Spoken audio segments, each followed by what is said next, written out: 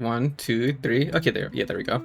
Yeah, I did steal this from an actual VTuber, from another VTuber, but I don't think they're gonna notice because I'm like what 10 subscribers. Nothing is look. There is no such thing as the original idea. You're so right about that. You're so right about that. This is just straight up Shut up. inspiration. Yeah, and like I do have questions in the back just in case like we need them, but otherwise this is generally just like yap sesh. Oh, fuck. Look, dog, I've been gone for 2 weeks. Don't tell me you don't have anything new going on in your life. Dude, look, all we've been worrying about has been packing, man. Yeah, how's packing, dude? What's it called? We're supposed to be doing the bookshelves today because Ep1 has like a bunch of bookshelves. Ep1 has like 4 bookshelves we need to start taking down. Oh god. And yeah, and like one of them is like really old. Like it's like older than both of us. And so we have to be careful with that. With taking it down and then like figuring out a way to like store it so we can put and even putting it in the U-Haul, man. And we have to like figure out all that stuff to figure out like how do we not blow this thing up accidentally. You need a lot of bubble wrap. So that's something that probably once we're done with everything here in between class we're probably gonna be focusing on. And you know tomorrow is Father's Day. And so we won't really have the time to do it because we're gonna be at Ibby's parents or like her sister's house because we're doing Father's Day over there. Yeah, but I'm gonna be so real. Nothing has been like going on my side outside of like just general work drama because the people I work with are some of the funniest people to work with in like both a good and a bad way. We're getting a lot of new staff. And some of our new staff is already kind of realizing that one of our workers is like he's a little off his rockers and he's kind of bad. He kind of sucks to work with him. Oh yeah, speaking of this coworker, right? He recently moved into a new space near our job, and so he had told me he's like, oh yeah, Pan, I got a new roommate. I was like, oh yeah, really? He was like, yeah, like he's your type. I was like, what? And so I was like, oh really? Like, he's like, what do you mean by that? And he goes, and he kind of like whispers it a little bit. He goes, he's black. I was like, what the fuck? Dude, I was just like, where did this come from, dog? What does that even mean? What's it called? I think he's most certainly on the spectrum, and so I feel like he just kind of said it in the wrong way, which I'm not trying to excuse him because like he has a lot of other problems outside of being autistic. But is that I think he meant as like he's like you, he's similar to you in the fact that he is also black, and so but once again, why did I need to know that? Like. And this is also the coworker that's like, once we move, he's gonna be taking my couch. Like, I'm selling the couch to him, and so, yeah, and so like, I'm trying to like, not like, start shit, blow up, like crash out on him because I was like, if I crash out on him, he's might want to back out, and like, I need someone to take this couch, but, yeah, and so he in general, he's. I'm trying to figure out how to describe this, right? He's kind of, honestly, the way that my coworkers describe it is that working with Ryan is essentially working by yourself, but 12 times harder. It's just, because he does stuff, he doesn't do what he's supposed to be doing, he only wants to do what he wants to do, and so whenever he's on the floor, which is going to be most of the time, I'm never on the floor, right? And like, it takes an entire group of people to essentially get him to be on track and do what he's supposed to be doing. That's annoying. Yeah, it's super annoying, and like this is like he's never in the department that I am, which is kind of like a good thing. But it's like anytime that I'm like in the break room or anywhere near like any of the other coworkers, they're always talking shit about him. Which I'm like half the time completely understandable. But also sometimes they're just straight up rude to him. I'm just like, look, he can be a bit of a dickhead, but come on guys, you don't have to go that far. Yeah. But this is also the coworker, right? How far are we able to talk about, like, concerning, like, content stuff? Like, it's not, like, anything crazy, right? But it was just... Actually, you can cut this out if you need to.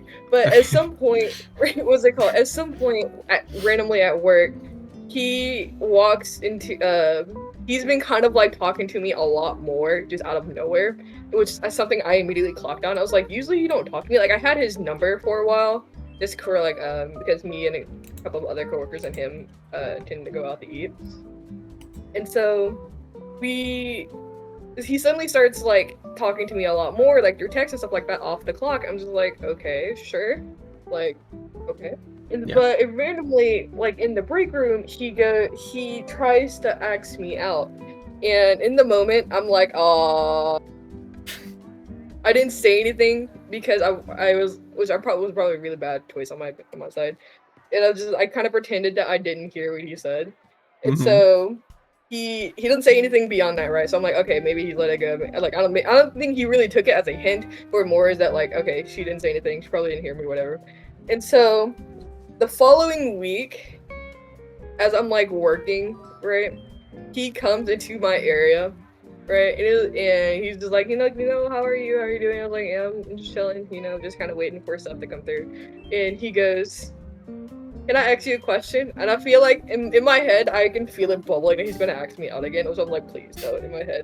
But he then goes, would you consider like going to hang out sometime, just me and you? Which I was like, and at that point I can't really say that, I didn't hear him then. And so I'm like, excuse me? Like what? And he's like, and he immediately starts kind of backpedaling, but more like he sidestepped it.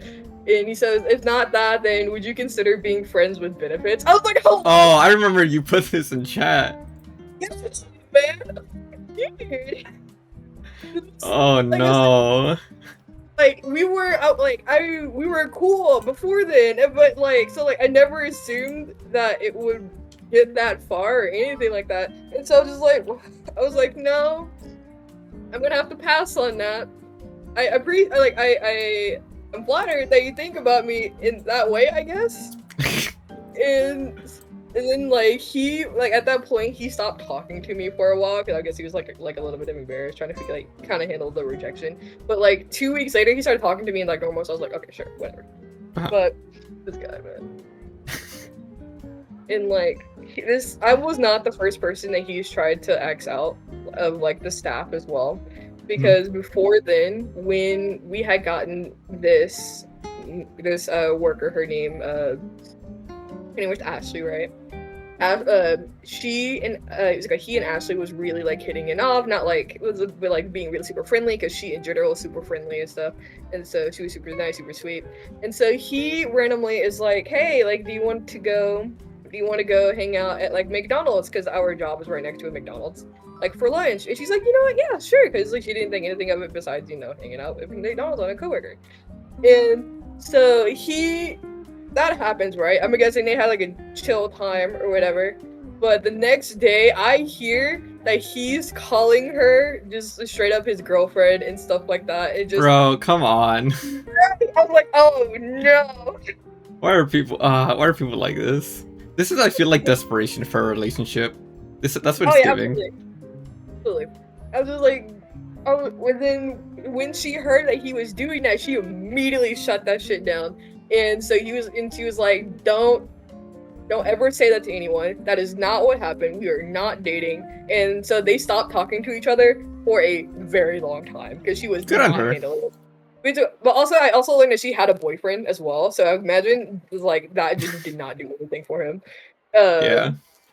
And so, yeah, and it's just so one thing. It's one thing to just be constantly asking out your primo coworkers, but he fumbles socially so aggressively, and it's kind of unfortunate to watch, but it's kind of funny to watch.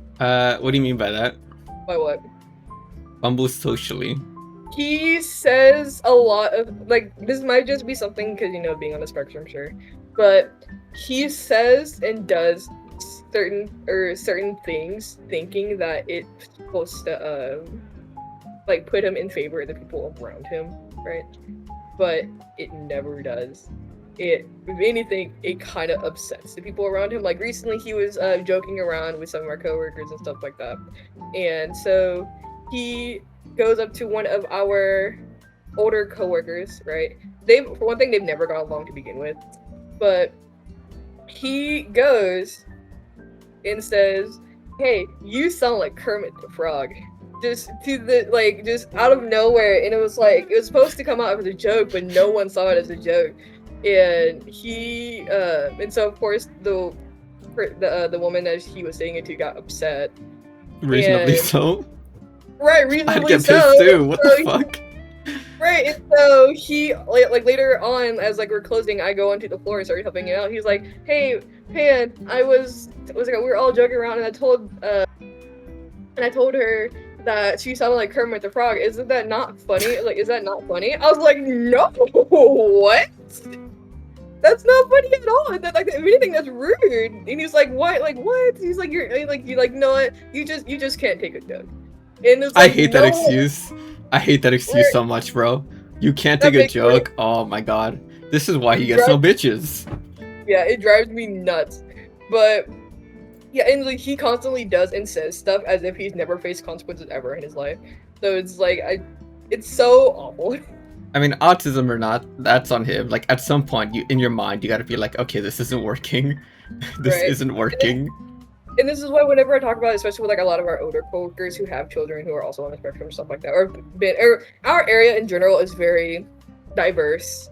So we tend to get a lot of people from a different walks of life, and a lot of people tend to be on the spectrum. And so we're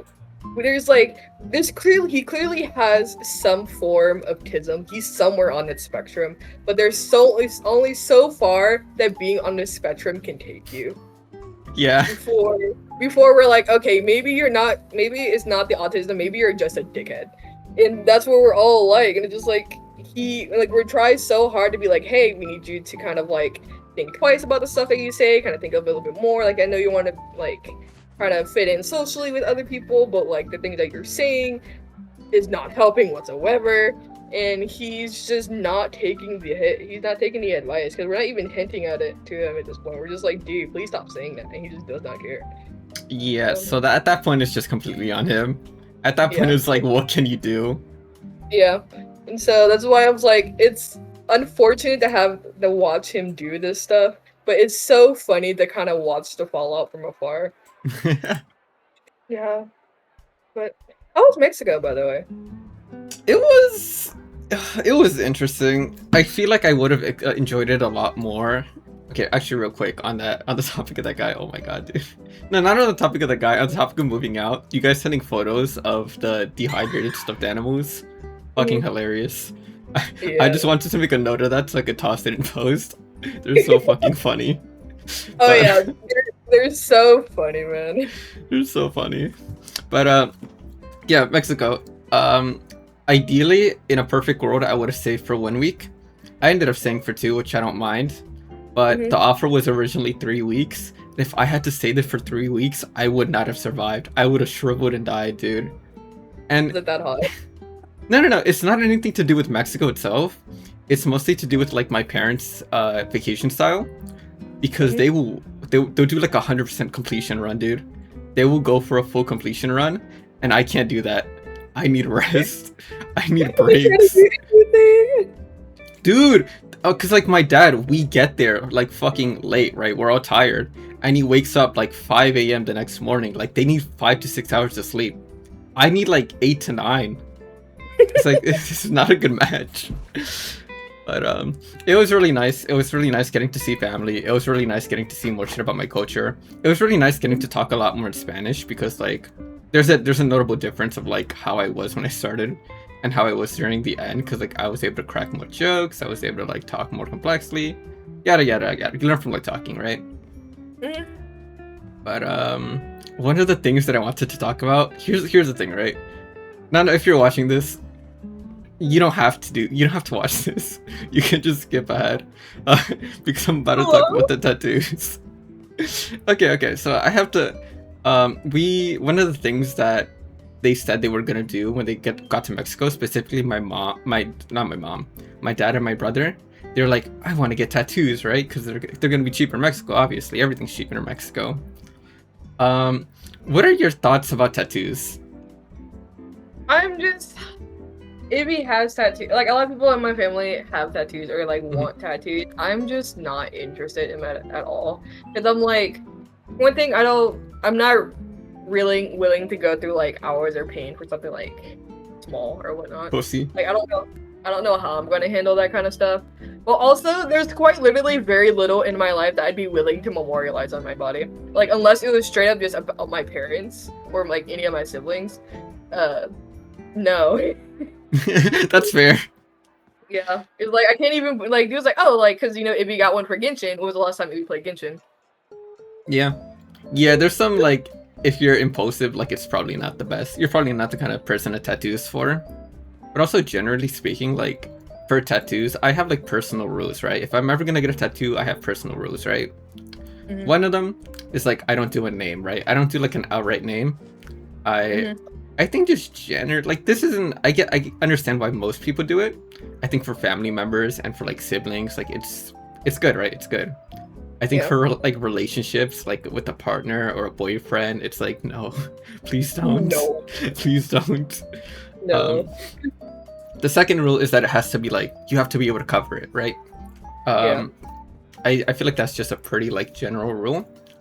And the third rule is like, don't make it too fucking big, unless you're gonna do like a whole arm piece, right? Yeah. And my brother and my father violated like pretty much most of those rules, and I had to watch them do it. So the one who got it first, right, was my brother, and I was asking him like, oh, what are you gonna do? Like out of curiosity. And it was like he didn't want to tell us, right? I think he just wanted it to be like a sweet secret, and it was really nice what he did. But I just wish he told me so I could be like, hey, this is your first tattoo, let's think about this a little. Because what he did, right, he got my sister's name, which is like, it's really sweet. I like the fact that he did that. I think it was really cute. I have like, it violates the name thing for me, but since it's like family, like, just his family member, it's not like that relationship is gonna change or sour, I think that's like by and large pretty fine. But the place where you put it, it was fucking big, and it was on his forearm, and it's like, bro. Oh no! Wait, how big is it? Dude, he has massive forearms. If that's the thing though, he has a big canvas to work with. It took up the entire forearm. The entire forearm. Oh no! Like I get it, right? Like I totally get it. Oh no! I was like, I feel like even if he did it that big, but he put it on his bicep, I would have been like, okay, I wish it was a little smaller, but like, this is something you can put like I think something over, right? Easy peasy lemon squeezy. What is bicep, bro? Come on, dude. This is your first tattoo. This is your first one, man. Oh my god. Your brain isn't even fully developed yet. Yeah, having to like getting the photo of him like finishing up on it was like, oh god. Oh no. Everybody makes their own decisions. If he's happy with it, I guess that's all that matters. But I'm like, oh god, dude. We should have got a second opinion first. A little bit. Like, and then like it can be like part of the forearm, right? Just not like the full forearm, just like should have made it a little smaller, yeah. Or if you wanted something big, you should have put it like somewhere more modest. So yeah, that was the first one. The second one was my father, and he violated the I think he violated like the opposite rules. So he did two, right? One of them is like a one around his arm, like an armband, which I thought was really cool. I was like, that shit's fire. Good shit, my guy. The other one was on his chest, and he put two names, right? One of them was my sister, which, like, Godspeed. I respect that. It's hideable. It's small. Violates nothing, right? The second one was my mom's, which like I feel like normally is like a cute romantic thing. They're going through their fucking divorce arc right now. They're going through their fucking divorce arc right now, bro. What are we doing, bro? You're not saving this, man. I hate to be the one to break this to you, but you're not saving this. Even bigger question, right? Which one is over his heart? Because he said it's on his chest. Which one's closer to his heart? Wait, let me check that actually. Let me pull it up. That's a good I was question. like, if it's your mom's, that's a little bit more concerning. I don't think he really thought about like which one is over his chest. Yeah, it's my mom. Yeah. Okay. Oh, okay. Oh. I don't think he like had the foresight to think about that. But nevertheless, like even my mom was like, dude, what the fuck? But it's like, dude, that's even worse, man. With the person you got it, I was like, dog. That sucks. yeah. And like, you know, again, like these guys like brought this to nobody. You know, they didn't bring the first draft to anybody. I feel like some secondary opinions probably would have helped. But more than anything for him, like, you know, once they separate, if he ever wants to find another partner, like my sister's name, that's easily explainable, right? Like that's my dead daughter. I want something of her. That like, who's gonna knock that, right? Your ex-wife. Right, and Ex-wife, that's what you want to have. But yeah, I feel like it was a domino effect. I feel like my brother wanted something and like fast because it was in we were in Mexico and we were running out of time, and my dad was like, "Oh, well, while we're here, I gotta follow up with something." And it's like, guys, Just watching it in pain. just watching, yeah, like no. And like, but honestly, like seeing their tattoos and being like very critical of their tattoos made me really think about what I wanted to do for mine. And I was like, all right, well, I'm gonna violate none of my own rules, obviously. And Right. I think around high school, my sister started doing like the first drawings that I really noticed of hers were these like morbidly dead like bunnies, right? Like a bunny being stuck in a backpack and suffocating to death. Another bunny stabbing another bunny with a knife. It was like the teenage edge years, right? Yeah. We all go through those. But Yeah. I think it was because of that I started associating her with rabbits. And I was like, okay, so I'm gonna get something rabbit themed. I feel like that was a given. And then I wanted to have something like the rabbit but with the eyes like X'd out. Because, you know, one, she loved that morbid shit. Two, if it's the rabbit is representing her, it's a little poetic. So I wanted to I wanted to have like a little rabbit on my more like my bicep with like its eyes crossed out, and then like a black like line around it, like an armband kind of. Would you like do a 4 armband, or are you talking about like, because you know like how like they differentiate between like 6 and 9, they have like a little line underneath it. Yeah, 6'9". Bruh. Yeah, like a full armband, just like along the center line, but without touching like the actual rabbit tattoo. Yeah. Yeah, I was like, something that isn't a name, something simple, and something that I can like, you know, just like put my sleeve over, and then it's just hidden, you know. I think that'd be cute though. Yeah. Would you get it in black and white, or would you get it in color though? Black and white. Black and white, yeah. Yeah, I feel like color does look great on some tattoos, but I feel like black and white is very classic. It's very like, if it's gonna be my first one, I want it to be black and white, you know? Maybe I'll do color later down the line. But and like black and white tends to look better down the line as well. Like once the skin starts getting older and stuff like that, black and white tends to still look just as good. True. There's no discoloration. Yeah, color doesn't fade out.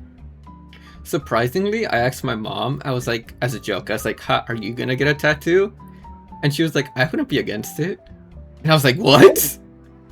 Because this was the same woman who was like hyper, like the moment like my sister got a tattoo, we were like, oh, she's dead, mom's gonna kill her. And so seeing her be like, yeah, I'd like play with the idea, was like, oh damn, I guess this is where we are now. Things really change. Wait, hear me out. Now you get a matching tattoo with your mom. I wouldn't be against it. Yeah, I'd probably get like a matching tattoo with my mom and my brother. Maybe my dad if he doesn't do anything fucking crazy. But yeah. Yeah, tattoos, man. I've been meaning to get that off my chest, because like, especially seeing the one that my dad did yesterday, because I learned about that shit yesterday. I was like, I have to talk about this somewhere and with somebody. I have to get this off my chest. It's so unfortunate, man. But you know what? So crazy. It's his choices. Yeah, it's their own choices. I hope that they'll be like, I hope they'll be happy with it. I hope if nothing else they'll be happy with it. Yeah. But when are we gonna get our matching tattoos, Charlie? It's 10-year never getting back. anniversary? 10-year Nah, 10-year friendship anniversary? What? bro, look, me and Ibby don't even have matching tattoos, man. If you could get one without like the pain and being able to decide to take it off whenever, what kind of thing would you do? I'm gonna be so real, right? I know it's like my whole aesthetic and theme right now, but I probably would get something space themed. But it probably would be like either the space witch theme, which is like the mostly like the faded blues and like golds and stuff like that. The whole like there's like a certain name for it, I don't remember. Either that or honestly, I could probably see myself getting something matching with either Ibby or my cousin Anaya, because of course you know those like all of you guys are like my best friends, but like of course I've known Ibby and my cousin for a lot ages, longer. yeah. Yeah. Right, and so it's like I feel like getting something with them would probably be really nice. I think I don't know what kind of matching tattoo Ibby would want. I think it'd probably be something I have to talk to them about if I ever decide to actually get one. Yeah. I feel like I was gonna the original plan for my siblings was like a Pokemon one. Like fire, water grass, like Squirtle, Charmander, Bulbasaur. Yeah. Classic. It's classic. It's a class. What was I gonna say? Also, speaking about you being friends with Ibby for a while, did Shane ever ask you about the amnesia incident? No. Okay. Do I talk about the amnesia incident? Nobody's forcing you, you know? I mean, it's nothing crazy, right? It's just, it's insane that it happened to begin with. Yeah. So, the entire thing was that me and Ibby met on Quota, which is like the fan fiction website, right? And so, we have been talking for, I don't even know how long it was. I think it was probably like a year or two. And I don't know what plagued me to do this, but I had gotten online, and Ibby had saw that I was online, and so they immediately like wanted to start talking and stuff like that. I don't know what plagued me to do it. I just pretended that I didn't know them, and I said I had like amnesia, and I'm just trying to figure out everything here, which made no sense because like if I had amnesia, why the fuck did I know my login? But it was. And so the entire time Ibby's like freaking out. I was like, "Are you serious?" I was like, "Yeah." Like, who the fuck are you? Like, who am I? Like, I think I also put "Who am I?" which is stupid as fuck. And so, I feel like you also should have like first like said you were in middle school. I feel like that's a very important context to this. Yeah. You were in middle school, yeah. I was like barely. I was like. I was never making a great choice. Let's be real. At that age, I was not making a great choice. So, but so stupid, dude. And I think eventually, I kind of like I didn't feel like putting up the act anymore. So I was like I was joking. I was just joking, and they just kind of like why would you do that? I was like, I don't know. Yeah, it's not even anything that crazy. It's just one of those crazy shits that like middle school or high schoolers do, where you're like, "What the fuck?" Mm-hmm. But it makes sense because your like cortex is developed. Yeah. Also, another of the things that I talked about with Shane was the Brock stuff. Dude, learning about the group chat lore is crazy. Oh yeah. Dude, me and Shane really kind of go way back. Like I've known Shane longer than I know New Bear. Because I know I started playing with Shane and Brock when I think like a year or two after Overwatch came out, the first one. And so, but like the entire stuff with Brock was just, oh my god, it got so much worse. And I was like, I think for the longest time, like I never talked to Shane because he's usually playing with Brock, and I realized I fucking hate playing with Brock. And the reason why I was so against playing Dead by Daylight for so long was because my first time playing, I was playing with Brock, who is a killer and a aggressive tryhard. And so like as I'm like, it's like my first time playing, we're doing lobbies, like custom lobbies with like 4 people, like 4 to 5 people, and I'm just like trying to figure out stuff to do, and like every moment that he had, he would beeline it after me. I was like, okay. Like, it's not that serious, bro. Right, like it's not that serious. And then whenever he wasn't playing a killer and he was playing with me, and like, you know, we're all in the VC, he was just like calling me like names. He's just calling me like, "You're so shit, you're so trash. Like, why are you doing this?" Like, and like this was like also in the era that was like say like I guess in general that's still happening in the gaming sphere, but like just telling people to kill themselves. But like also hearing that from a friend is insane. I was like, bro, I was like, what? Like, dude, I'm trying so hard, and like I couldn't get into the game. Like, Yeah. I truly couldn't get into the game because I was a little bit of a bitch then as well. So like I was terrified of like just the general scenery, which Dead by Daylight overall, if you see like old gameplay of it, changed a lot. And so when I was playing like the older version of the game was like very dark and grim. So like what you kind of expect from like a game like Dead by Daylight.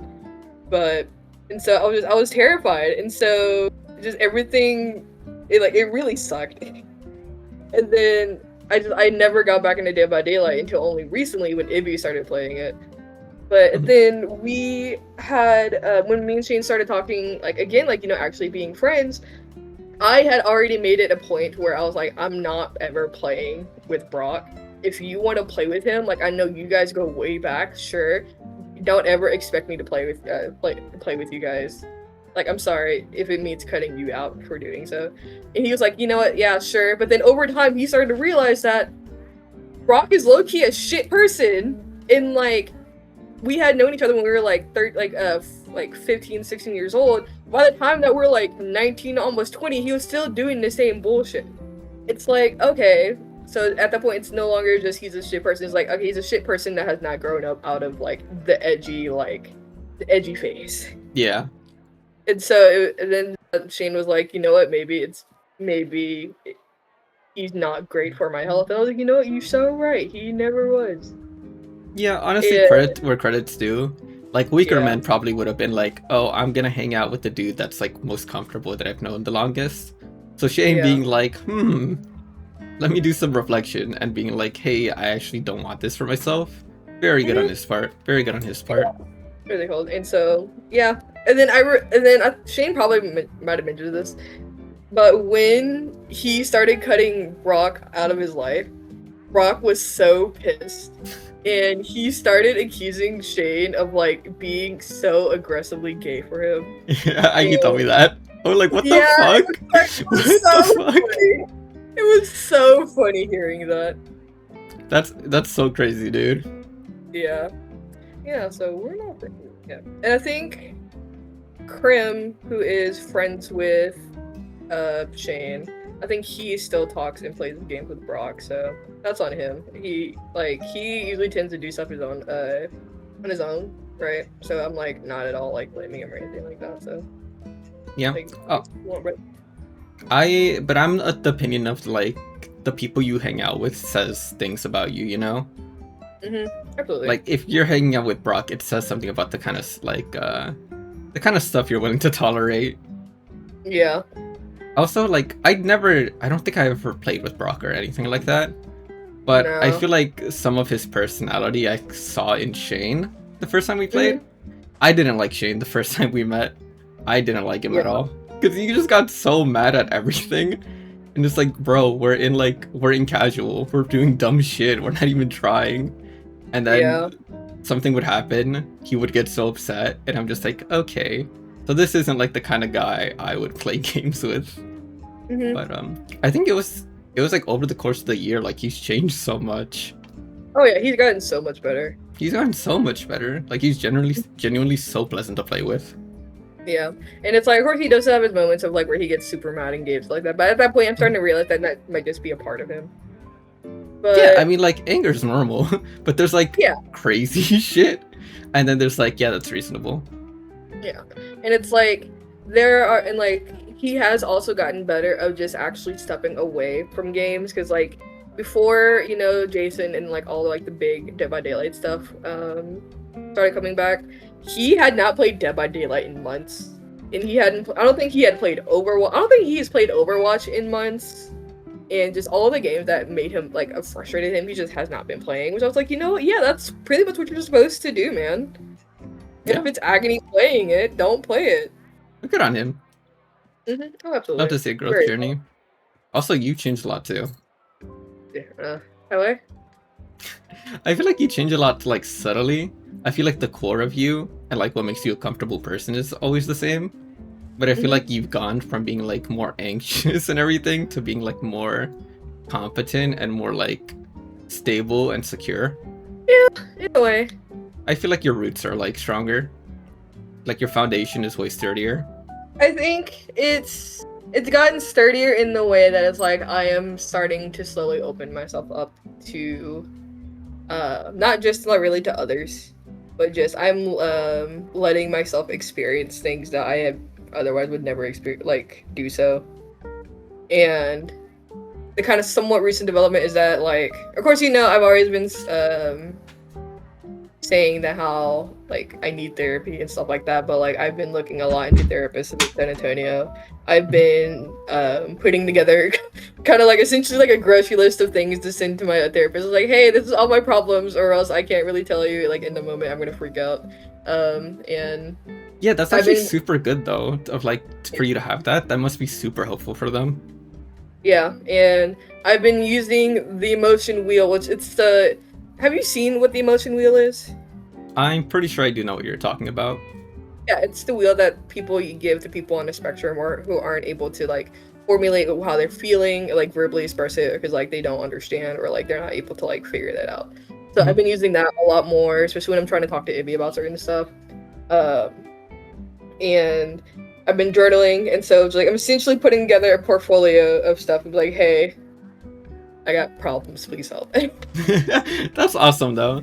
Like Yeah, you've identified the problem and you're like, all right, let me take steps to alleviate it, or let me find yeah. tools. I'm actually working towards bettering my mental health, and I think that's kind of the big thing. Yeah, I mean, that's all you really gotta do. Mm-hmm. All right. Actually, let me pull up a question. I do, because I also during like all of the vacation, I was thinking of questions. I was brainstorming. Mm-hmm. I got some pretty good ones. Do we want to stick with talking shit, or what's the vibe here? We can do whatever. Okay. I fear where this is going. One of the podcast topics just says terrible friends. Oh no. I feel like we know where this is going. Do you want to start, or do you want me to start? I'm gonna have you start so I know where the level is. You know, I don't think I've suffered from having like shitty friends all that often, because I do have a very like thorough line in the sand, so I think I generally avoid it. Mm-hmm. But the most recent friend I've let go of is like I recommended them to another mutual friend and they dropped them too, and they described them as an energy vampire, and I was like, oh, that's the perfect way to describe them, Yeah. because they're one of those people that like come from a bad situation, so I kind of get it, right? I kind of get it. It's not easy to become like an emotionally secure person, a person who can like really handle their emotions, a person who can really like work through with themselves when you're in those situations and like when you're under those circumstances. But man, dude, you gotta have some level of like emotional regulation, or like some level of like an idea of like what's a good idea and what's not a good idea. Yeah, and it's like it's because like of course we've had friends like that, and it's like the way that I like to describe it is that it is where you come from and what you experience can be a reason why you act certain way, or how like your own like version of like defending yourself, protecting yourself. But if you're actively doing stuff that's hurting other people, right? And it's like the whole thing like with my whole personal thing with make other people's have to pull back on theirs, that's a problem, right? Yeah. And it's like, and you're oh, one of us is lagging. I have perfectly good Wi-Fi right now. Okay, mine says perfectly good, but let's be honest, like last time it was my fault, so let me just disconnect and reconnect real quick. I'm just gonna assume it's me this time. But yeah, you were saying? Yeah, I was just saying it's like if your background can be a reason, it can't be an excuse, right? If you're refusing to better yourself, at that point, like you can't expect other people to continue picking up your slack if you're not going to try and better yourself and people try to like help you out. Like no. You can't be upset if people are like, "Hey, we're watching you do all this stuff, and like we're like you're kind of forcing us to pick up your slack. We're kind of done doing that. We're not going to continue to do that for you." You can't get pissed if people say that. Yeah, they've tried to be exactly. patient. There's a limit to everybody's patience. Like, you can't expect them Yeah. to just keep dragging you forward if you want to move. Right. But what gave head for me, what was like the final straw, was I think like middle of the night I received a text, and it's them basically being hold on, let me read this here real quick so I can sum it up. It was basically wanting to fuck a married man to settle the score with like his wife or something. Whoa! And she was like, she's like, does this make me evil? And that was the first straw, right? I was like, what the fuck is wrong with your head? That like you're like, that's a genuine question, right? Of course that's morally wrong. That's the first thing. The second thing was like them basically like having the undertone of like, hey, like I want you to talk me out of this. And me being like, I'm not your chimney cricket, bro. I'm not. I have other shit to deal with. I have other like cans of worms to solve. Not, I can't be dealing with yours. Right, And, man. yeah, and at that point, and then like a little later, they sent me a text that's like, "Oh, I'm thankful that like." Okay, here's bar for bar what like bothered me.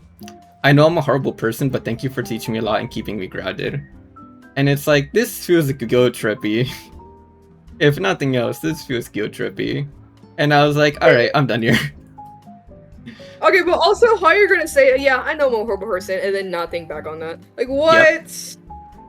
What? Why does someone need to keep you grounded, man? And it helps to be able to compare and contrast. Like, none of my other friends make me feel this way or like this level of like, what the fuck? So maybe it's time to just like put this friendship to rest. Not everything has to work out. Just set them aside for a little bit. Set them aside, dude. I'm not mad at their dog. Yeah. Oh, you're dropping. Yeah, you're dropping completely. I was just like, all right, time to go. I'm out. Peace sign. Yeah. Good luck. But is there any one person you wanna talk? Anything that comes to mind for horrible friends? Man, I feel like I've vagued enough a little bit, but do I have any other horrible friends that I've dropped? Oh, okay, wait. Would I consider them friends? Do I talk about the Rook situation from Tumblr? I think I would love to hear it. Okay, so, you know, I was pretty active in the Tumblr roleplay scene, and I was, I had eventually met this creator who I was very interested in their characters and their OCs and stuff, so I started talking to him and stuff, and what's it called? We started roleplaying and stuff like that, we started talking more out of character. It just started like being friendly with one another, and like, you know, we were both creators of color. We were both specifically Black creators, so I was like, you know, it's like a little bit of like a more like a camaraderie. I won't call it on, but it was like, yeah, camaraderie. And so and like the entire time I was like, there were times where he was just kind of like weird, but I was like, you know what, everyone's a little bit weird. But then suddenly he started trauma dumping. And I don't like using that word because for some people they use it as a way to invalidate people's experiences. But no, I like just out of nowhere, he would just start talking about some heavy stuff in his life. I was like, oh okay. And I just hopped on Discord. What the fuck, dog? Right. It's just like, hello, like what are you like? Okay. And it's like I hadn't even known this guy for like a month. It was just like, okay, sure. If like I'm sorry you went through that. And he always would kind of trying to like backpedal. I was like, I'm sorry, stuff like that. Like I didn't like mean to do. I was like, okay. And and like time would pass, and he would continuously do that. And at some point, he randomly tried to insinuate tried to ask me out, but in such an indirect way that it kind of comes back around. Where he's like, we should our characters are so cute together. We should be like them. What? And it was so random. And so at some point, I think we stopped talking. They started talking off and on talking, right? Because mostly just like I would never reach out to him. He would reach out to me, and we start talking again. But at some point, he he's like, hey, I'm taking a hiatus, I'm taking a break, a lot of stuff's going on IRL, I just need to step away. I'm like, you know what, that's totally fine, I hope everything's going on for you. I'll probably still be on the scene, so when you're ready to come back, I'll be here. He's like, you know what, I'm so glad I have you as a friend. I was like, yes, sure. And so while he's gone on this break, I suddenly get a random DM from someone on another blog who I've mentioned trying to roleplay with him before, just stuff hadn't really fully gone through yet. But they're like, hey, you know, I see that you roleplay with this one person a lot, and do you what do you call it? Like, do you happen to have some sort of like friendship or relationship outside of role playing with him? I was like, yeah, like, you know, we talk every now and then. I wouldn't say that we're the closest. And like, why is that? He was like, because we've been getting complaints, not really complaints, but we've been getting confessions, or people or like other role players within our community are saying that he's doing some really gross stuff. Right, he's saying sexual comments towards them, even though they express that they're makes them uncomfortable. He's trying to ask them out. He's sending porn of like his character that he drew to them unprompted, and all this different type of stuff, and just essentially sexual harassment, right? Yes. Right, and I'm like, oh no, why is this suddenly coming to me? And they're like, you know, have you had experience with stuff like this before? I was like, you know what? Yeah, there were times that, you know, that he's said some stuff to me, even though I was just like, hey, this is not something that I'm really comfortable with. And he would constantly send me the porn that he drew for, like, you know, for Sunday, whatever. And there was at one point randomly that he would just send me a random picture of like an art that he commissioned of it for his character's dick, just unprompted. I was like, hello? Please don't send that to me. And so I send all my piece and stuff like that, and then the person I was talking to was like, you know what, I got you. This guy, like, thank you for your input. Carry on from here. And I was like, okay, cool, right? Day later, the Google Docky. The Google Docky. The Google Docky. Oh my god, when that came out, it was so much worse than I ever expected. There's like full, like, at least 5 to 10 other people saying like, hey, this guy's a fucking creep. And it was not even that, it was that he was also using his character as this form of like fetish bait, where he was only targeting other people's like Asian or white like presenting characters, and it immediately dragged onto like sexual stuff, which is like, for some, even if a lot of people were like, it was uncomfortable with. And there was also that, then there was just some general stuff about his stuff with his actual partners, who they've gotten, the person I was talking to, they've talked to like with as well, and that entire stuff was awful. And it was just reading all that, I was like, oh my good lord. It was so bad, dude. It was so bad. It was so bad. It was so long. I didn't expect it to be that long. I know, man. And so I was like, you know what? I'm not even gonna let him. I'm not even gonna try to hear him out on this. I immediately blocked him on Discord. I blocked him on Tumblr. I blocked all of his blogs. And I was like, nope, we're not doing that. We're not doing that. And then of course, you know, I informed the rest of the people who are also in my circle, and like they've also said like, oh yeah, they've considered, you know, role playing with him as well. Good thing they didn't. I was like, yeah. But it's just, I don't know if I would ever consider them friends, because I wasn't really that close to them. But I always somehow pick some of the worst people. Or like, you have so many of these stories, man. It's crazy. Yeah, man. And then like, there's the other guy with the person who runs the Liam blog. There's the guy that what do you call it? Who was like, he was already kind of like on the cusp of being homophobic / transphobic, but then he made some posts and stuff like that. I was like, you know what? Fuck you. Like, it was like just Christian martyrdom posts, I think. Something like that.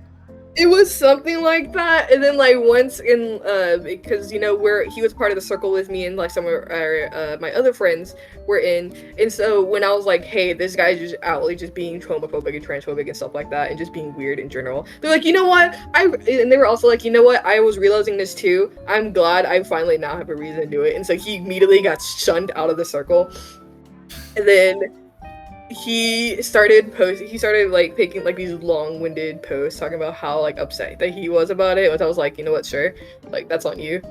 But I've learned though he is back. I'm not gonna like at that point, that's on him. Whatever he does, that's between him, as long as he does not bring myself into it. But I was like, you know what? Somebody else's problem. Yeah, you are someone else's problem, bud. You are not mine. Here's the thing, right? I feel like you're generally like very perceptive to these kinds of people. I just feel like you give like people too many chances, you know? Yeah, I mean, when I was explaining it to my coworkers, because I had discovered that he was back while I was on the clock, and I was explaining the whole situation because one of them also roleplayed on Homework. I was like, huh, I give people way too many chances, huh? And they're like, maybe. I was just like, oh, that's so bad. Yeah, you're a little too passive. Yeah. And it's been over 8 years since I created one of my favorite OSTs right now. Hold on. Still Cannibal. Space. Oh, the Cannibal? Where'd it go? Yeah. Yeah, that's like your all-time favorite? Where'd it go? It's not my all-time favorite, but she's like one of my favorites right now. I do think cannibalism is an interesting topic. Yeah. I say this all the time. If I could get ethically sourced meat, I would try it. Look, I've kind of been known in my job, in my workspace, to be the cannibalism person. Because I always ask my coworkers about cannibalism. He's like, how far would you go for cannibalism? Would you consider it? Yeah.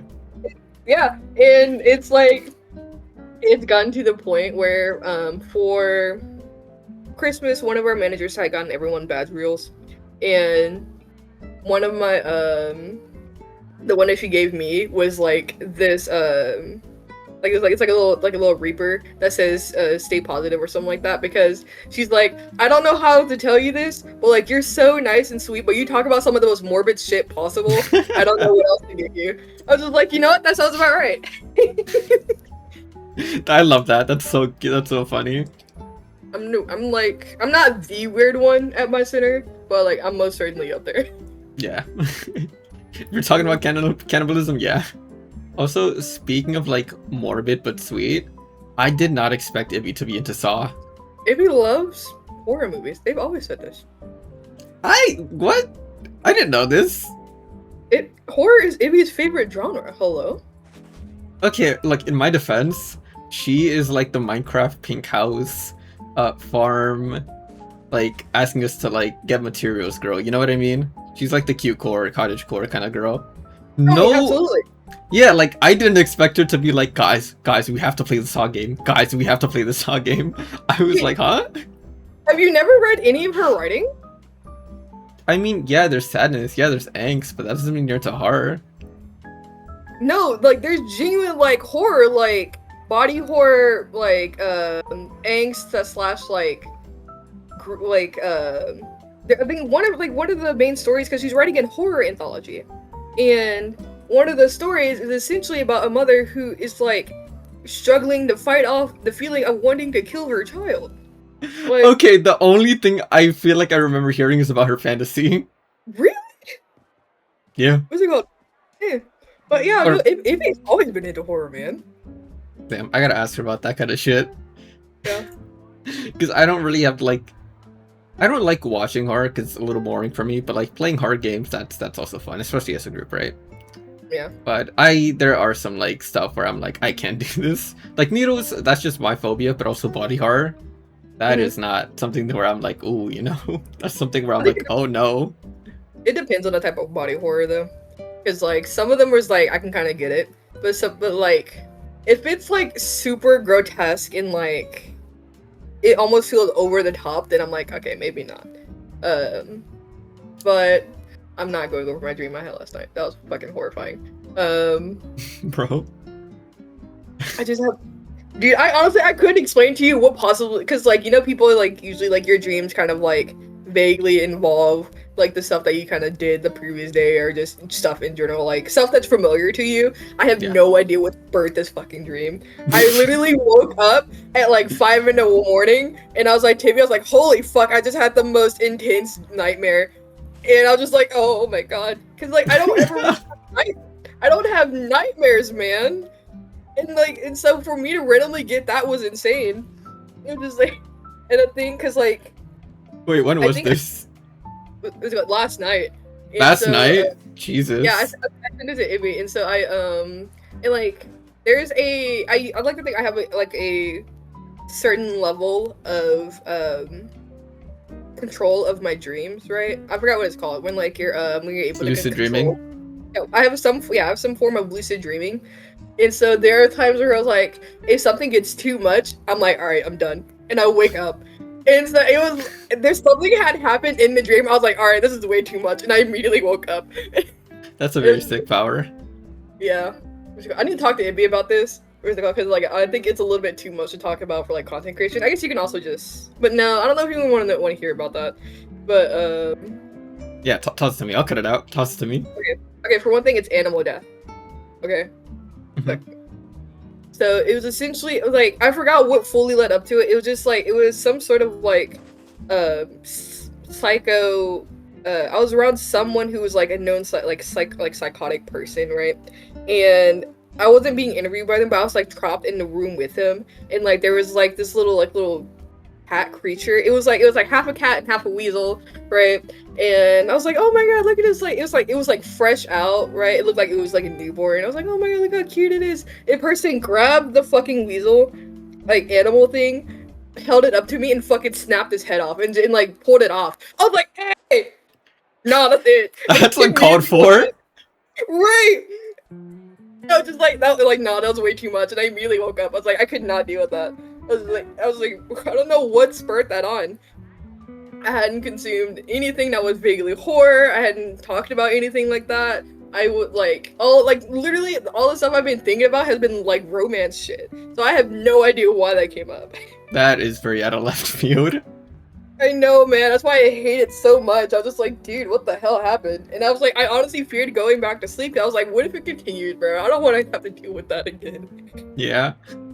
Normally, like, when I have, like, a nightmare like that, where I'm like, I don't want this shit to continue, I just turn on the lights, go on my phone for a little, and then after, like, 5 minutes, then I like that, and then it's like, oh, this is a reset, you know? This is a reset. But you dodged the cue! Dodge the cue! Is there any dreams that you have that are, like, or any themes in your dreams that are reoccurring? I'm going to say no, because if I do dream, I never remember it by the time that I wake up, right? And the only dreams that have actually stuck with me were borderline sexual, which I'm not gonna go into that. All that stuff, I think I've told you. I think that's stuff I've told you in the past. But there's never really a rhyme or theme to any of my dreams.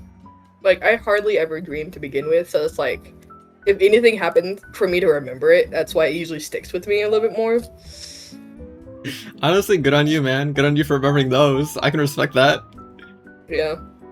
That's like VR. That's like VR porn. VR. I don't know why, but recently, like, especially these days, I've been having, like, Spider-Man powers. And it's really? And it's just, like, specifically being able to swing, like, with, like, a black web. So kind of like the symbiote too, right? Yeah. And most of my dreams take relative place in, like, city or, like, you know, places with large buildings. Because, you know, I live in New York City. So, like, that combination is so good, dude. Like, my dreams are really vivid. And being able to, like, swing from building to building sometimes. I wake up feeling nice. I wake up feeling refreshed. Yeah, I was like, at that point, that's quite literally, like, the perfect setting. Like, let's be real, Spider-Man being in, like, a high metropolitan area like New York is, like, so perfect for him. Yeah, that shit does not work in, like, the suburbs. Right. Being able to free swing, like, in the sky like that, bouncing between buildings sounds so fun, man.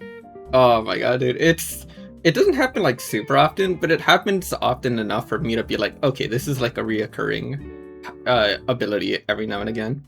Yeah, but most of my dreams are usually like objective based. Like I have a vague idea of something I'm supposed to do, and I just like go do that, or like get distracted by side quests, whichever comes first.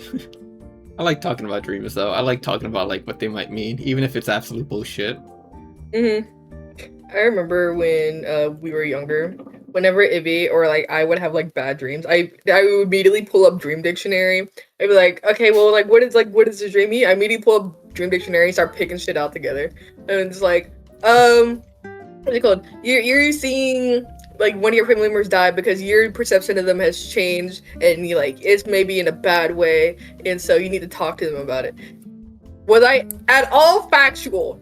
No. I don't know why we took anything that I said to heart, but it was fun. It's like tarot cards, you know? Absolutely. Yeah, it's like tarot cards. It's fun to talk about. I do pity people who don't have dreams though, because I would rather have dreams and then deal with nightmares than like not be able to dream at all. What's it called? There are some really fire dreams though, like those sex dreams. No. I mean, yes, but no, bro. Like, there was this one. I think one of the dreams that kind of stuck with me the most was this. This is also the kind of dream. It was half a good dream and half a bad dream. Like the entire premise of it was that I was in like a level-based game where it was that I was inside of the game and each thing was like something different and like it was objective-based, kind of like a like escape room in some way. And one of them was in like one of the levels, right after like so long of me like struggling like fighting for my fucking life through half of them. One of them was just a rest level, and it was just like a rejuvenation or whatever. And like the character that was like comforting me through it was D-Luke from Genshin, because like I was very much into the D-Luke phase then. And it was just, we were just chilling, we were dancing and stuff, and it was just like, it was super cute, and like, I remember waking up, I was like, oh my god, like, blushing a little bit. But, well deserved. Right, and then like, I think after that, because I woke up in the middle of the night, I went back to sleep, and then that's when I had the Mimikyu nightmare, because it was also part of the game, was that I was supposed to find a Mimikyu in a pot, I was supposed to find a Mimikyu out of a pile of plushies in a Pokemon Center like stage. I was like, okay, yeah, sure, fine. But the lights immediately turned off, so it was like pitch black dark, but you could barely see the plushies. And like, if I picked up the wrong one, it would show this horror, like very grotesque, horrifying looking version of Mimikyu, and it would make this high pitched screeching noise. That is horrifying. Dude, I was like, oh my god. I was just like, it's dude. I remember that. That is horrifying. Yeah. I think I still have the drawing I did of trying to like capture what the horror Mimikyu looks like. I don't think I could like, I put away my drawing book, so I can't actually look for it. But yeah, that I remember that happening. I was like, man. Gore of my comfort character. Gore of my comfort character, and he's still my comfort character. I don't care. It was my fault. I love that for you. Yeah, I still sleep with the little Mimikyu plushie I got from round 1 when I went to go visit family. Round 1? Have we been there? No, actually. I didn't know what round 1 was until when we went to go down to Texas and San Antonio. But it's this Japanese company that it's an arcade, plus it also has a bunch of crane machines, so you can get plushies and stuff out of it. And so the one that we went to in Houston was the first time that we went, and we won so much stuff. That's do you remember when Ibby has sent a picture of like all the different like stuffed animals, so like the Miku plushie that we won? Yeah. That's where we got it from. That's awesome. Yeah, and then so we fell in love with round 1 like from the start, and so we tried to go to the one that's like close by, which is still like 2.5 hours away, and so we went to that one, and it low-key sucked. And it was in the middle of a collab week with Hatsune Miku. So there's a lot of Miku stuff, which I was like, sure, that's fine. But it didn't have really anything else that we liked. So we kind of just kind of stayed for the experience. That's a shame. But yeah. And we just decided we spent a lot of money there. But it was money that I saved up specifically for the occasion, so like I'm not mad. But it's like we did not win nearly as much stuff then as we did when we first went. I want to make fun of you real quick, because I do remember that arcade that we went to together with the punching bag. My dude! I don't ever want you to threaten me with physical violence again, or I will bring up that memory. No! Look! I'm out of practice. I haven't actually been in boxing for some years. Neither have I, and I scored like above 900. I also had very poor form, and that was a problem. With that. I had poor form every single time. Didn't you hit it twice? No, that's the part. That's the problem is that I had poor form, so I tried to hit it, I missed, and so in trying to like go for it, I like lightly grazed it. Yeah. And freaking it, and so it would give me like a score of like 5. Yeah, it was pathetic. Right. So what are you gonna do? Punch me and miss? You know, I'm gonna kick you. Oh, okay, that's fair. You know, yeah, I'll just kick you. What the fuck? Yeah, that's fair. I guess that's fair. I guess. But yeah, I love those punching bags. It's like set out your aggression for a quick second. Mhm. Yeah. And it's so sad that I didn't get the video of you fucking absolutely like eating it. It doesn't have to be out in the world. Don't worry about it. It would have been great though. Thank you. It doesn't have to be out in the world. Don't worry about it. Are there any arcade games that you usually like to play if you go to an arcade? Dude, I love Galaga. Like, Galaga is like, it's so timeless, man. And like, outside of Space Team, just the general gameplay of Galaga is so fun to me. And I've always loved playing Galaga. Are you talking about like the classic or the ones where like you shoot with like a gun? No, like the classic Galaga. Classic? Yeah. Suits you for your Space Team. Huh? I know, yeah. I think that's cute. Years ago. Yeah, I think my sister was the one that got me into Galaga. She got me into a lot of stuff without realizing it, because she was into a lot of that stuff when she was around when I was younger. So like when she was like in middle to high school, like she indirectly got me into anime because she liked watching a lot of like the Teen Nick stuff. So a lot of like Avatar: The Last Airbender was on there. A lot of like older cartoons were on there. And so, like, when she would babysit me, which essentially was just her laying on the couch and then forced me to be behind her so I couldn't move. That was her version of babysitting, which was essentially locked down. And anytime I tried to leave, she would get mad, and then we'd call my mom, and then my mom would get mad. And so she played all of the games that I like to play now. She had the NES, SNES.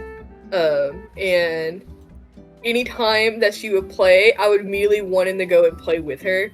But what she did to kind of keep me from playing was that she'd hand me the controller, but would unplug the controller. You were that kid. Yeah, and so I thought I was playing and stuff like that. But no, she was just playing by herself. And so that's why it's a joke that anytime that my nephews want to play games with me, they immediately go, "Don't you unplug that controller?" They're like, "You better connect that controller, bro." I was like, I'm not even doing that. I love those inside jokes. I think the best kind of arcade games are the racing games, because you get the whole fucking steering wheel and like the foot pedal. Do you remember when Mario Kart had that? Yeah, that stuff was so fun. Yeah, you just slam on the gas, never let go, and then you just steer your way to victory. Like that brake, fucking unused. Oh yeah. Can you even drift with the brake actually? I don't think so. I don't know. Well, for one thing, I don't know if you can still find those anymore. But I do want one of those, like, they're fucking expensive, but those like steering wheels with pedals. I feel like it'd be fun to like play truck simulator with those. My mom had gotten some of those for my nephews for Christmas last year. I don't know if they ended up actually playing with it because she had gotten the steering wheels for each one of them, but she also got like a little table for it to go onto. But there was something wrong with like how that they were situated, so you couldn't actually rest any of the equipment onto it, so it just fucked up every time. But it looked fun, right? I was low-key pissed that they got that and I didn't, but Yeah, that shit looks cool as hell. yeah. I think more than anything, it would be perfect for like a drunk driving stream. Mhm. Always wanted to do that. Do you even have Truck Simulator or any of those? Oh, of course I do. But it's not as fun without the steering wheel. Yeah. I'm thinking about getting back into audiobooks. Or getting into audiobooks, because I realized over time that I have not been reading. Or just in general, I feel like I haven't been as creative over time. Like, when I look back at some of my old writing from like 2020 to 2021, I'm like, dang, I was popping off. What happened? League of Legends, we're gonna be real. But over time, I was just like, dang, I guess I also just I haven't been reading.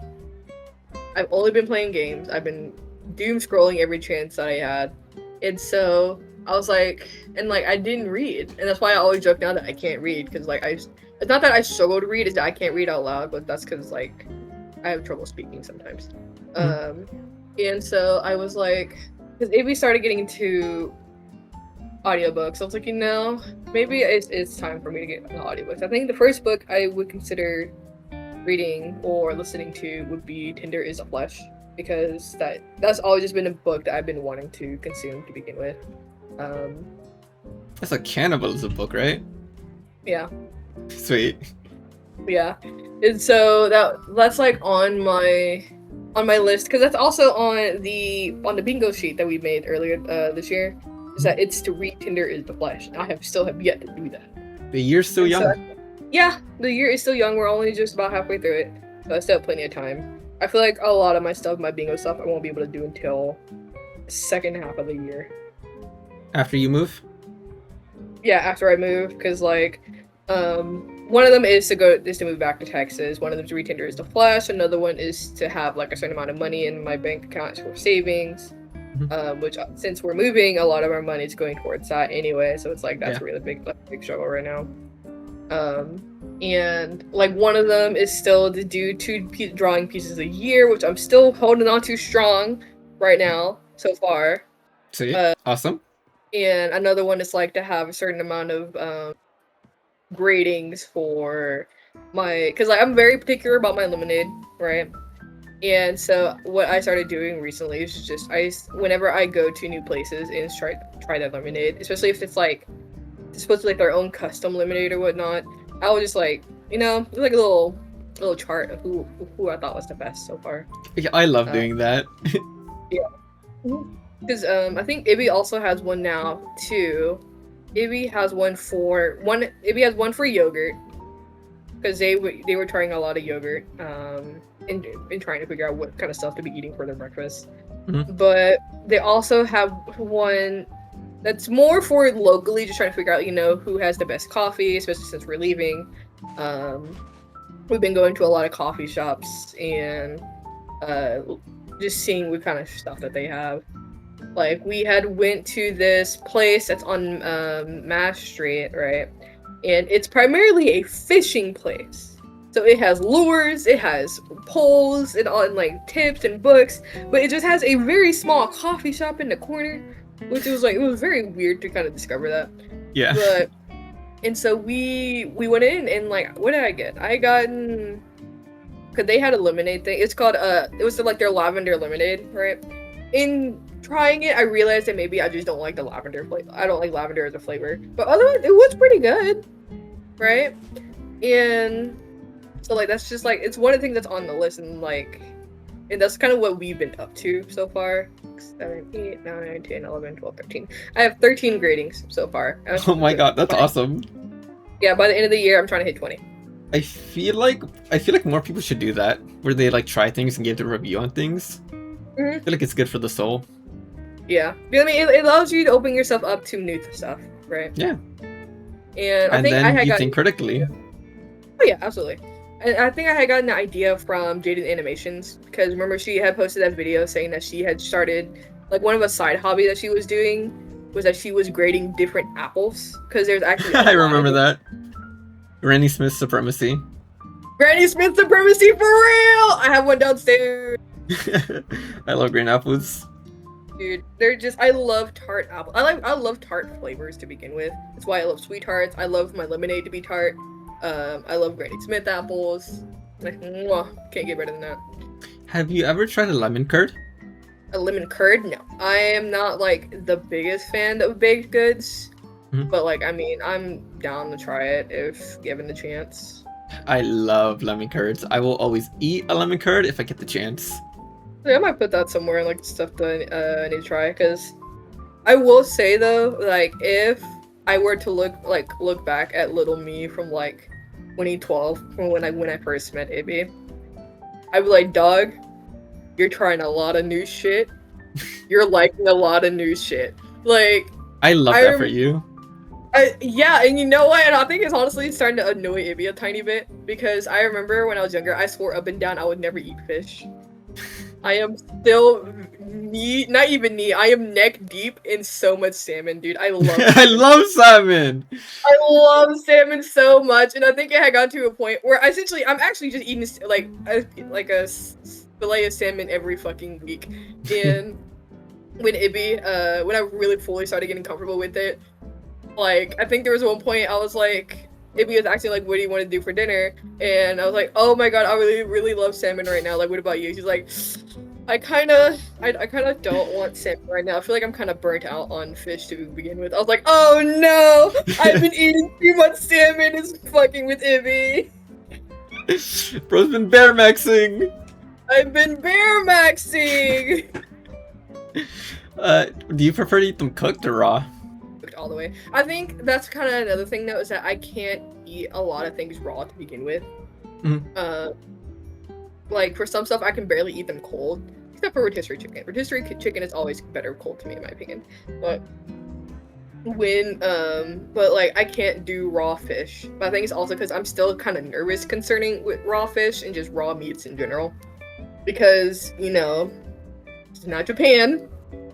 America don't got the best markets this is true concerning food. I'm not trying to die anytime soon.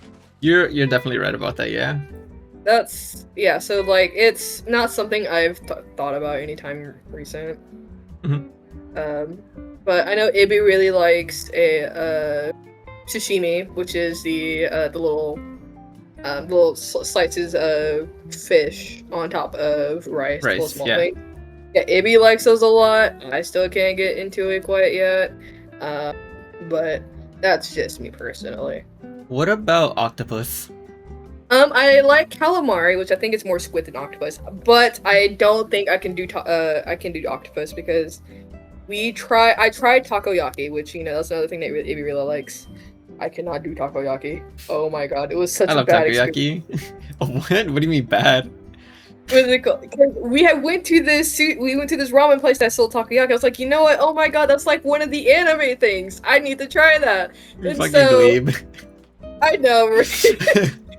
So I'm like, I get one, right? Because Ibby had ordered one. Ibby had ordered like a couple of them. I immediately put it into my mouth, had 2 bites. Like, not even 2 bites. I had 2 chews. I was like, nah, don't put that anywhere near me. It was so bad, I had to spit it out. And I don't like spitting out food. That's how bad it was. I was like, oh.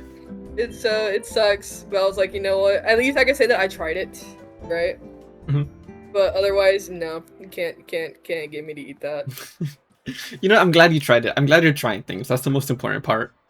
Yeah. Otherwise, I like calamari.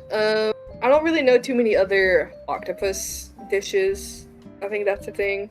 I couldn't eat it raw because I know there are some people who are like, you eat it raw, so that's kind of like alive where it's like kind of moving and stuff like that. That's too much of a choking hazard risk that I'm not willing to take. And Dasher's taking my build. But sorry, I'm playing TFT. You're so ADHD, dude. You're so ADHD. Look, man, I'm trying to keep myself busy. I mean, honestly, if you like, you're still like actively engaged in this, so I can't even like. I'm just making fun of you, honestly. Yeah. I literally have no problem with this. I don't know. I'm usually for the most part down to open to try a lot of foods because like I feel like the world's way too big for me to just be picky about certain stuff or just be only like limiting to myself to certain things. Yes. It's like I think my I was having a conversation with both with Ibby and with like another one of my coworkers because he's asked if I was vegan. I was like, no, there's way too much good food out in this world for me to be vegan, man. Yes. There's just way too much. I get that the care for animals, I really do, but like you just limit yourself so much by like your experiences, and being vegan is hard. Being vegan is hard. And it's like, if you're vegan, right? Good for you. All power to you. Don't make that my problem for one thing. Like don't try to like put it onto me, right? But otherwise, I'm like I'll eat the meat for you, right? Just give it to me. It's just like at this point, I think on my bucket list now is that I want to try a caveman steak, which is like apparently like the biggest cut of beef they can get on a cow. Right, so now I learned that there's something bigger than the tomahawk. Oh yeah, I want to try that. Like if I have to share it with like 3 people, sure. But my God, that's great, dude. I love that for you. Real quick before you finish though, I am going to. Nah, I don't even know if it is holding you accountable. I am asking, and I will put this in the video for you to help me make my redesign. For your PNG. Because I'm not asking you to make a VTuber model, but I am asking for your help to make a character sheet. Like not draw, right? Because like that's obviously like a given, something you can do. But I feel like you have a very good eye for design and like how things work. And I'm like, if there's anybody's opinion I would trust on this, it would be yours, you know? What's it called? I mean, I can try, right? But I think my whole struggle is that I'm realizing very much that I like very simple designs, right? Like when you see like all of my OCs, it's like yeah, like they're distinct in a way, but they're still very simple. Yeah, but that's I'm not trying to make Genshin level characters where they have unnecessary like additions like accessories or whatnot. I just want something to be like it looks unique enough to be like, okay, it's not just anime girl with brown hair and brown eyes, or anime girl with black hair or yellow eyes, or anime girl with pink hair and pink eyes. So yeah. Yeah, but like all your characters are very like you said, they're simple but they're distinct, and I feel like it's definitely helpful to have that second opinion to be like, hey, this is getting a little cluttered, you know, or like it's losing its visual design or anything like that. Yeah, I can try. I can help. That's all I ask. All I ask is your best effort. That is all I will ever ask. Yeah. Right. Wait, randomly, do you remember whenever I was talking about Naomi's design? When I went on this random spiel about whether or not if she should have a bracelet on her arm? Yeah. I remember that. It just made me remember that. I was just like, oh man, I couldn't do the character design fully. I love that though. It's just you putting a lot of thought into these things. Yeah.